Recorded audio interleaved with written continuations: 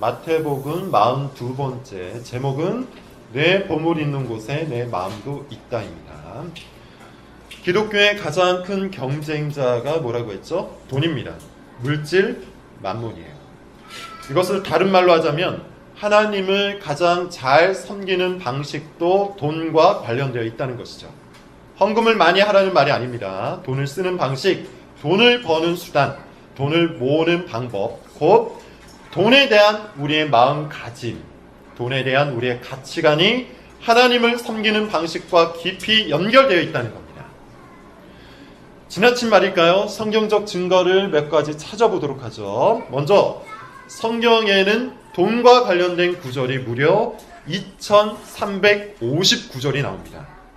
이것은 믿음과 기도에 대한 내용보다 2배가 많은 수치예요. 예수님은 이 땅에 계시는 동안 다양한 주제로 말씀하셨는데요. 그 중에서도 돈에 대한 이야기를 상당히 많이 하셨어요.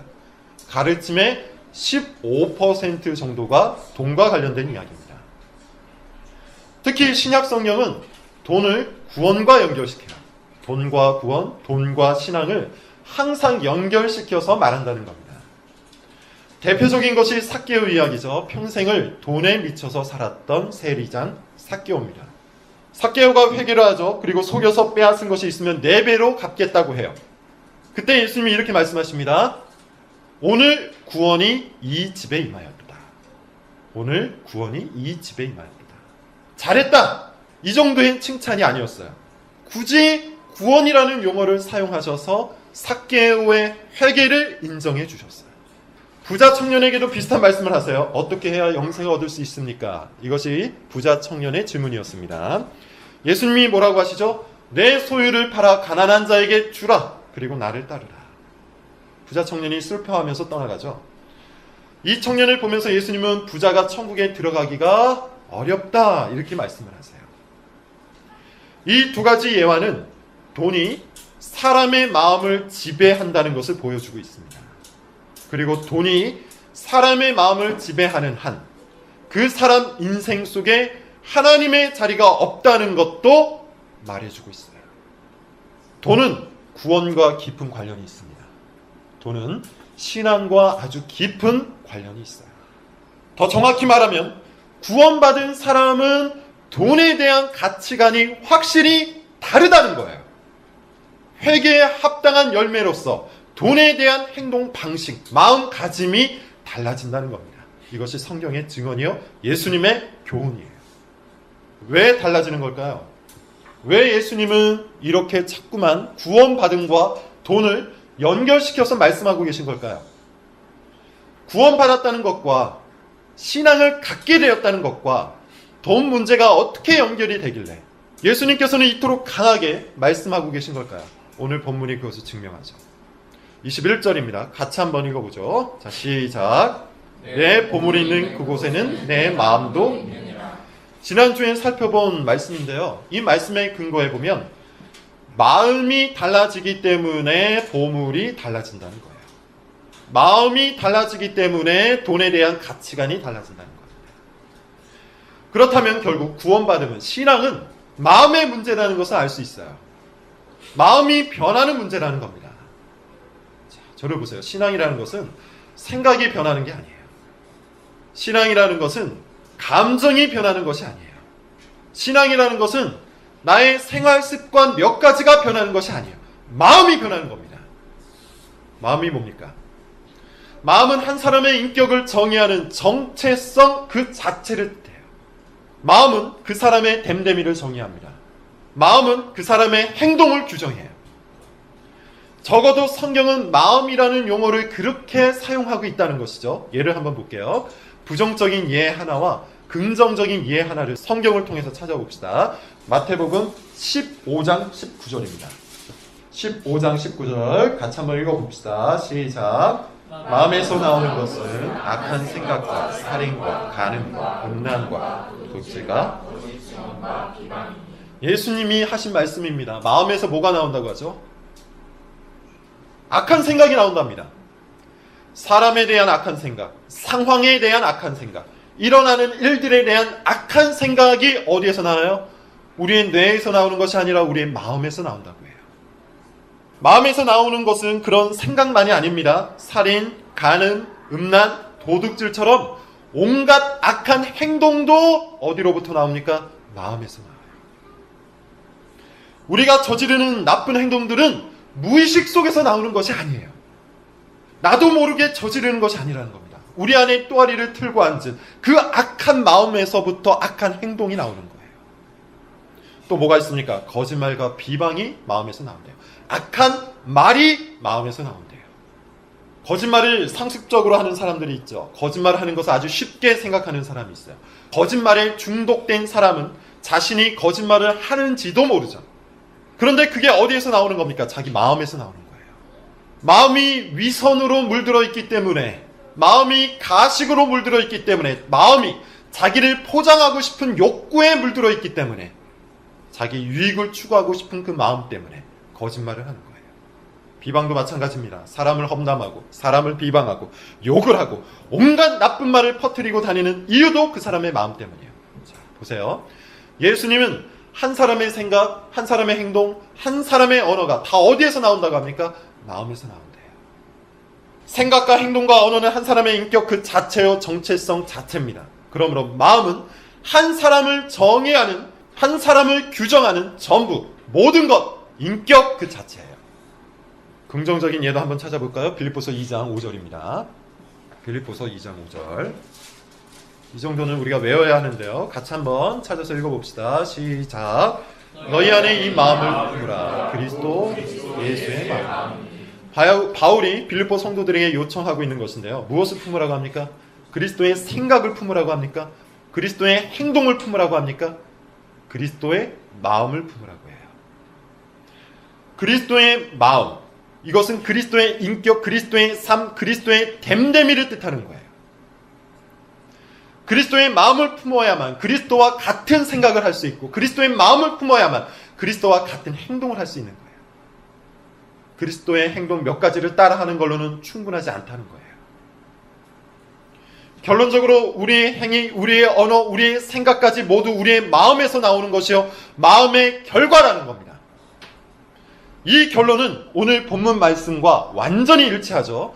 너의 보물이 있는 그곳에 너의 마음이 있다.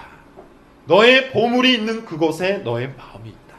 네가 귀하게 여기는 그 관계, 네가 소중하게 여기는 그 물건, 네가 놓치기 싫은 그 일, 네가 열중하고 있는 그 행동이 너의 마음이다. 사실 이것은 그렇게 어렵지 않은 이야기예요. 어떻게 보면 굉장히 당연한 거예요.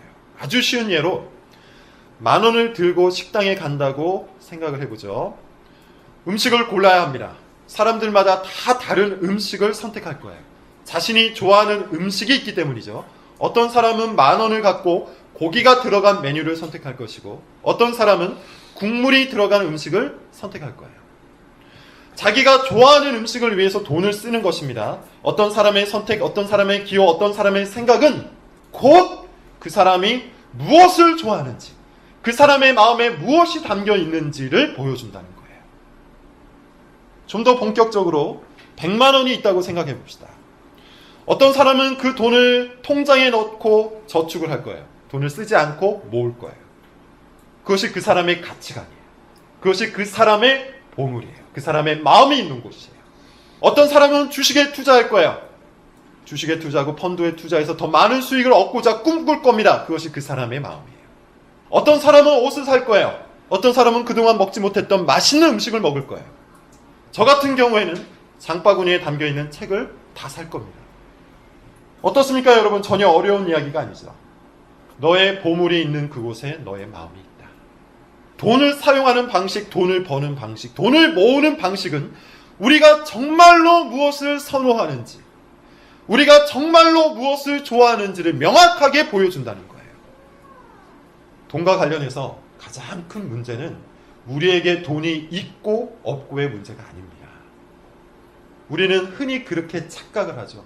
돈이 있고 없고가 돈과 관련된 우리의 가장 큰 문제다. 돈과 관련해서 가장 커다란 문제는 그것이 아니라 성경이 지나칠 정도로 돈과 관련해서 명확하게 말하고 있다는 거예요. 성경은 돈 문제에 대해서 흐릿하게 말한 적이 한 번도 없습니다. 돈 문제에 대해서 복잡하게 말한 적도 없어요. 아주 명확한데 듣는 사람이 곤혹스러울 정도로 간결하고 선명해요. 제가 몇 구절을 읽어드리죠. 디모데전서 6장 10절. 돈을 사랑함이 일만 악의 뿌리니 이것을 탐내는 자들은, 돈을 탐내는 자들은 미혹을 받아 믿음에서 떠나 근심으로써 자기를 찌른다. 돈을 사랑하는 것이 모든 악의 뿌리라고 해요. 돈을 탐내는 사람은 반드시 유혹을 받는답니다. 시험에 빠진답니다. 그리고 결국 믿음에서 떠나가게 된대요. 그리고 근심과 걱정과 염려로 자기 마음을, 자기 심령을, 자기 삶을 찌른다고 해요. 히브리서 13장 5절. 돈을 사랑하지 말고 있는 바를 족한 줄로 알라. 전도서 5장 10절. 돈을 사랑하는 자는 돈으로 만족하지 못하고 풍요를 사랑하는 자는 소득으로 만족하지 못한다.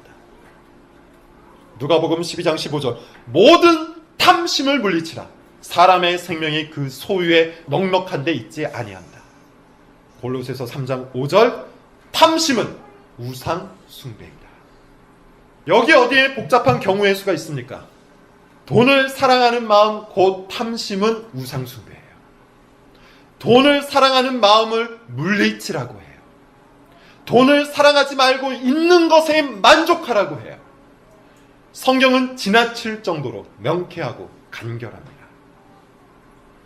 돈을 사랑하지 말라. 돈을 사랑하는 것은 우상 숭배다. 돈을 사랑하면 믿음에서 떠나가게 된다. 근심과 걱정에 빠지게 된다. 그러므로 있는 걸로 만족해라. 지난 시간에도 말했지만 복잡한 것은 하나님의 말씀이 아니죠. 우리의 마음이에요. 우리 마음속에 돈을 사랑하는 마음이 있기 때문에 성경이 말하고 있는 이 간결하고 선명한 말씀이 귀에 들려오지 않는 거예요. 마음에 새겨지지 않는 거예요. 자꾸 틈을 찾는 겁니다. 그래도 뭔가 다른 말이 있지 않을까? 하나님도 사랑하면서 동시에 재물도 사랑할 수 있는 어떤 방법이 있지 않을까? 돈을 사랑하는 것이 꼭 그렇게 나쁜 일일까? 경우의 수를 따지며 성경을 뒤적거리는 거예요. 이런 복잡한 생각을 하는 사람은 보통 두 가지 변명을 갖고 삽니다. 첫째는 어쩔 수 없다는 생각이에요. 말씀은 그렇지만 현실이 그렇지 않다는 것이죠. 먹고 살려면 돈에 집착하지 않을 수 없다는 거예요. 자본주의 사회에서 생존하려면 돈에 대한 생각을 끊고 살 수 없다. 이것이 그들의 변명입니다. 둘째는 나중에 라는 생각이죠. 지금은 돈을 벌 때고 나중에 돈과 여유가 생기면 하나님을 온전히 섬기겠다. 나름대로 자기 마음을 합리화하는 것이죠. 내가 이렇게 미친 듯이 일하고 미친 듯이 돈을 버는 이유는 다 하나님 때문이다. 적은 돈을 드리는 게 무슨 의미가 있겠는가. 나중에 한 방에 큰 돈으로 교회에 헌신하겠다. 하나님의 나라를 위해서 행하겠다. 하지만 예수님의 교훈은 이 두 가지 변명과 정반대입니다. 오늘 본문을 보세요. 25절입니다. 25절 같이 한번 읽어볼게요. 오늘 본문 시작. 그러므로 내가 너에게 이르노니 목숨을 위하여 무엇을 먹을까 무엇을 마실까 몸을 위하여 무엇을 입을까 염려하지 말라. 목숨이 음식보다 중하지 아니하며 몸이 의복보다 중하지 아니하냐. 기가 막힌 말이 나오죠. 우리 마음을 짓누르는 말입니다. 목회자인 저 역시도 쉽게 수용하기 어려운 아주 높은 교훈이에요. 쉽지 않은 말입니다. 그럼에도 불구하고 이 말씀은 가감없이 받아야 하는 예수님의 말씀이에요. 예수님이 뭐라고 하십니까? 예수님의 말씀은 이거예요. 생존을 걱정하지 말래요. 어쩔 수 없다는 핑계를 대면서 돈에 집착하지 말라. 돈을 사랑하지 말라고 하세요. 목숨을 위하여 무엇을 먹을까 무엇을 마실까 몸을 위하여 무엇을 입을까 염려하지 말라. 앞서 말했죠. 돈과 관련해서 우리의 가장 큰 문제는 성경이 지나칠 정도로 명확하다는 거예요. 무엇을 먹을까 무엇을 마실까 염려하지 말라. 물론 여러분 이 구절에서 오해해서는 안 됩니다. 문자 그대로 적용해서 그래 나는 오늘부터 먹을 것에 대해서 걱정하지 않겠다. 당장 직장을 때려치고 하나님께서 나를 어떻게 먹이시는지 한번 보겠다. 이래서는 안 돼요. 그런 차원의 그런 문자적 적용을 요구하는 말씀이 아닙니다. 균형 있게 이해해야 하는데 데살로니가 후서 3장 11절은 누구든지 일하기 싫어하거든 먹지도 말게 하라는 말씀이 있어요. 우리는 일하여 먹어야 합니다. 25절 말씀은 그런 의미에서 문자적 적용을 뜻하는 것이 아니라 우리 마음의 문제를 뜻하는 거예요. 우리가 정말 무엇을 신뢰하고 있는지 우리 마음의 주인이 누구인지를 이야기하고 있는 거예요. 24절을 보세요. 24절 자 시작. 한 사람이 두 주인을 섬기지 못할 것이니 혹 이를 미워하고 저를 사랑하거나 혹 이를 중히 여기고 저를 경히 여기고 너희가 하나님과 재물을 겸하여 섬기지 못하느니라. 그리고 25절 그러므로 라고 이야기하는 거예요. 즉 염려하지 말라는 이 25절 말씀은 하나님만을 주인으로 섬기는 사람에게 해당하는 말씀인 것이죠. 너희는 하나님과 재물을 동시에 섬길 수 없다. 하나님과 돈을 동시에 신뢰할 수 없다. 둘 중 하나만을 신뢰할 수 있을 뿐이다. 둘 중 하나만을 주인으로 택하여라. 만약 너희가 하나님을 주인으로 섬긴다면, 만약 너희가 하나님을 주인으로 선택하였다면 이제 너희는 염려하지 말아라. 무엇을 먹을까 무엇을 입을까 걱정하지 말아라. 주인이신 하나님께서 너희를 책임져 주실 것이다. 돌보아 주실 것이다. 이것을 믿어라. 여러분, 여기서 아주 중요한 주제의 전환이 일어나요. 염려에 대한 이야기입니다. 염려라는 주제가 등장을 해요. 문맥상 염려는 어떻습니까? 믿음의 문제예요. 기질의 문제가 아니에요. 상황의 문제도 아니에요. 적어도 오늘 본문의 문맥을 따져보면 염려는 믿음의 문제, 하나님과 재물 사이를 선택하는 문제예요. 신앙의 문제라는 겁니다. 우리의 보물이 어디에 있는지를 결정하는 문제라는 거예요. 돈을 사랑하는 사람은 염려가 멈추지 않을 겁니다. 재물을 자기 마음의 신으로 모시는 사람은 염려와 근심과 걱정에서 벗어나지 못합니다. 이것이 예수님의 말씀이에요. 돈을 신뢰하기 때문이에요. 돈은 영원한 것이 아닙니다. 있다가도 없고 없다가도 있는 것이 돈이에요. 그런데 사람들은 돈이 있으면 그 돈이 사라질까봐 염려하고 돈이 없으면 돈을 모으려고 염려를 해요. 돈의 가치도 시대에 따라서 계속해서 변합니다. 예전에는 1,000만 원만 있어도 사람들이 안심을 했는데 지금은 택도 없죠. 1억이 있어도 안심을 안 해요. 돈 욕심이 계속해서 돈을 부르는 시대, 돈 때문에 끊임없이 염려하는 시대, 그것이 우리 시대예요. 머릿속에 돈에 대한 생각으로 꽉 차서 오직 돈을 기준으로 인생을 결정하는 사람, 돈 때문에 쉴 틈 없이 염려하는 사람, 그 사람은 믿음이 있다고 보기 어려운 겁니다. 돈을 인생의 주인으로 선택한 거예요. 반면에 하나님을 주인으로 섬기는 사람은 어떨까요? 하나님은 어떤 분입니까? 앞서 배운 것처럼 하나님은 우리의 아버지가 되세요. 주기도문 첫 번째 호칭, 하나님은 우리의 아버지입니다. 아버지는 어떤 분입니까? 돌보시는 분이에요. 먹이시는 분이에요. 주시는 분이에요. 하나님은 자기 자녀를 방목하는 분이 아니에요. 내버려 두는 분이 아니에요. 하나님께서는 자녀들을 위해 끊임없이 일하는 분이에요. 먹을 것이 부족한 자녀에게는 먹을 것을 주기 위해 일하세요. 몸이 아픈 자녀에게는 그 몸을 회복시켜 주시기 위해 일하세요. 마음이 상한 자녀에게는 그 마음을 위로하기 위해 일하세요. 하나님은 그렇게 자녀들을 위해 일하시는 우리의 아버지입니다. 그분을 우리 마음에 담았다면, 그분을 실제로 신뢰한다면 염려할 수 있겠습니까? 염려하는 대신 간구하겠죠. 여러 번 말씀드렸지만요, 잠시 잠깐 걱정하고 염려하는 것 정도를 말하는 것이 아닙니다. 우리는 여전히 연약한 성도이기 때문에 이런 걱정 저런 염려를 잠시 잠깐은 할 수 있어요. 지금 여기서 다루고 있는 것은 상습적인 인격의 문제예요.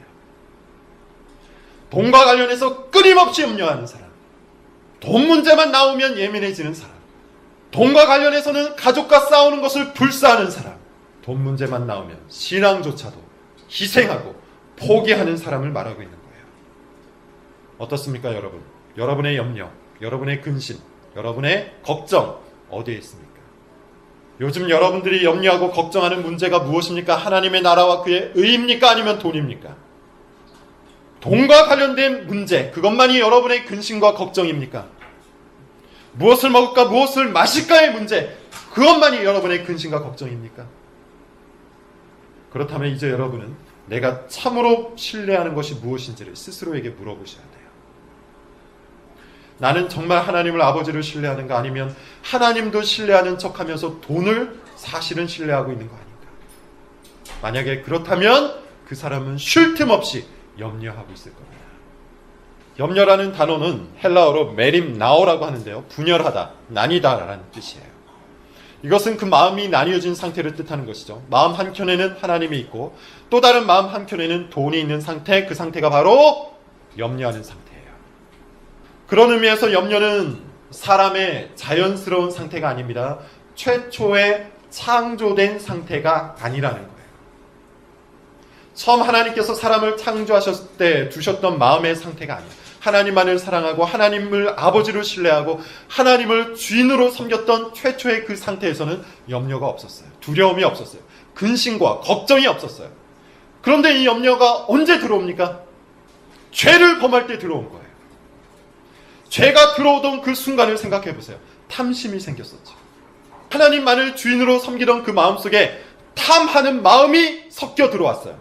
선악을 알게 하는 나무의 실과를 보면서 보암직도 하고 먹음직도 한 곧 그 나무의 실과를 꼭 먹고 싶은 탐욕의 마음이 이 마음속에 섞여 들어온 거예요. 탐심이 죄를 범하는 그 순간을 지배했다는 겁니다. 결과가 무엇이었습니까? 염려였어요. 죄의 결과가 무엇입니까? 염려였어요. 자신의 죄가 드러날 것에 대한 염려, 상대가, 배우자가 나를 받아들이지 못할 것에 대한 염려, 노동에 대한 염려, 먹고 살 것에 대한 염려, 남보다 못할 것에 대한 염려가 인생을 지배하기 시작했어요. 마음이 분열된 순간, 마음속에 하나님과 탐심이 동시에 들어온 그 순간 염려가 시작된 겁니다. 그런 의미에서 염려는 단순히 기질의 문제, 상황의 문제, 성격의 문제가 아닙니다. 염려는 근본적으로 신앙의 문제예요. 염려하는 사람의 상태, 그 상태는 원래 하나님이 의도하셨던 마음의 상태가 아니기 때문이에요. 그래서 성경은 믿는 모든 성도들에게 그토록 염려하지 말라는 명령을 하고 있는 겁니다. 너희는 아무것도 염려하지 말고 다만 모든 일에 기도와 간구로 너희 구할 것을 감사함으로 하나님께 아뢰라. 염려는 하나님과 탐심 사이에서 믿음을 가르는 문제입니다. 무엇을 믿느냐, 무엇을 신뢰하느냐의 문제예요. 그러므로 이 돈의 문제, 이 염려의 문제 앞에서 우리가 해결해야 할 것이 무엇입니까? 죄의 문제. 하나님을 주인으로 섬기지 못하는 내 마음의 문제, 곧 죄가 지배하는 우리 인생의 문제를 해결하지 않고는 돈을 사랑하고 돈 때문에 염려하는 돈에 대한 우상 숭배를 끊지 못한다는 겁니다. 다시 말해서 돈을 사랑하고 돈에 의지했던 우리의 우상 숭배를 회개하고 그리스도 예수를 온 힘을 다해 붙들지 않는 한 이 돈 문제는 우리 평생 동안 따라다닐 수밖에 없다는 거예요. 우리 인생을 지속적으로 괴롭힌다는 거예요. 그리스도만이 우리 마음을 치유할 수 있어요. 그리스도만이 우리 안에 새로운 마음을 창조할 수 있어요. 그리스도만이 우리 마음에 새로운 영을 심어줄 수 있습니다. 마지막으로 에스겔서 36장 26절부터 27절을 찾아봅시다. 에스겔서 36장 26절부터 27절이에요. 사실 이 말씀도 외워야 되는 말씀인데요. 한번 마음에 새기면서 읽어봅시다. 26절, 자 시작. 또 새 영을 너희 속에 두고 새 마음을 너희에게 주되 너희 중에서 굳은 마음을 제거하고 부드러운 마음을 줄 것이며 또 내 영을 너희 속에 두어 너희로 내 율례를 행하게 하니 너희가 내 규례를 지켜 행하리라. 소위 말하는 새 언약입니다. 이 새 언약에서 주목할 점이 있는데 뭡니까? 마음이에요. 마음이에요. 하나님께서 우리 속에 새 영을 두신다고 하는데요. 성령이죠. 그런데 성령과 더불어 우리 안에 무엇을 두신답니까? 새 마음을 두신대요. 굳은 마음을 제거하시고 부드러운 마음을 두신대요. 성령이 우리 심령 속에 거하면 그 결과 우리 마음이 변하게 되어 있어요. 탐심으로 가득했던 마음이 변하여 하나님의 영광을 바라보게 됩니다. 성령이 그렇게 역사합니다. 돈을 사랑했던 마음이 변하여 하나님을 사랑하게 됩니다. 성령이 그렇게 역사하십니다. 염려로 점철됐던 우리의 마음이 변하여 기도와 간구로 하나님께 의지하게 됩니다. 성령이 그렇게 역사해 주십니다. 성령은 우리 마음을 변화시켜 주시는 분이에요. 그런데 이 성령께서 어떻게 우리 마음속에 들어옵니까? 이 성령께서 어떻게 우리 마음을 장악하게 됩니까? 자기 죄를 회개하고 그리스도를 믿는 자들에게만 그리스도의 영이 부어지는 거예요. 오직 이것만이 우리 마음을 새롭게 하는 유일한 방법이에요. 여러분, 그러므로 기억하세요. 우리는 반드시 먼저 회심을 체험해야 돼요. 우리가 죄인이라는 이성적 자각, 심정적 자각이 먼저 있어야 돼요. 내가 하나님보다 돈을 사랑했다는 것을 인정해야 돼요. 내가 각종 우상 숭배에 빠져서 온갖 중독에 빠져서 사람들의 인정과 평판을 받는 것을 좋아해서 하나님이 뒷전이었다는 것을 인정해야 돼요. 우리는 반드시 우리가 죄인이라는 것, 하나님을 무시했다는 것, 하나님을 마음에 두지 아니하고 하나님과 재물을 동시에 섬겼다는 것, 이것을 회개해야 돼요. 이 죄에 대한 자각, 회심의 체험이 우선되어야 합니다. 그러나 그것으로 충분하진 않죠. 그리스도를 믿어야 돼요. 그리스도께서 우리를 사랑하사 우리 죄를 위해서 십자가에서 죽으셨다는 것, 그리스도의 사역으로 나는 완전히 새로운 존재가 되었다는 것, 나의 나됨은 나의 행위 때문이 아니요 그리스도의 사역 때문이라는 그 사실을 믿어야 돼요. 나의 모든 죄에도 불구하고, 돈을 사랑하고 돈을 숭배하고 돈 때문에 살아가던 나의 모든 반역에도 불구하고, 그렇게 마음이 나뉘어졌음에도 불구하고 그리스도를 믿는 모든 자들에게 하나님의 용서가 주어진다는 것 뿐만 아니라, 그리스도를 믿는 모든 자들을 하나님께서 자녀로 삼으신다는 것 뿐만 아니라, 하나님께서 그 자녀들을 돌보신다는 것을 믿으셔야 돼요. 자기 죄를 회개하고 그리스도를 굳건히 붙드는 자에게는 성령이 주어집니다. 성령께서 우리 마음을 새롭게 바꾸실 겁니다. 돈에 굳어졌던 우리 마음을 부드럽게 여실 겁니다. 중독에 빠져있던 우리 마음을 연약하게 바꾸실 거예요. 우리로 하여금 염려가 아니라 믿음을 가지고 기도하게 하시는 그분, 성령이 우리 안에서 역사하기 시작하실 겁니다. 이것이 성화입니다. 말씀을 맺겠습니다. 모든 설교가 그렇지만 오늘 설교도 마찬가지예요. 우리는 먼저 말씀에 의해서 훈계를 받아야 합니다. 말씀에 의해서 우리 속에 숨겨졌던 모든 허물이 폭로되어야 합니다. 오늘 말씀이 지적하듯 우리 마음속 보물이 하나님이 아니었다는 사실을 받아들여야 합니다. 하나님을 잊고 하나님을 무시하고 하나님과 상관없이, 그러면서도 하나님과 돈을 동시에 섬길 수 있다는 악한 생각을 하며 살았다는 것을 인정해야 합니다. 회개해야 합니다. 그렇게 내가 죄인이라는 것을 고백해야 합니다.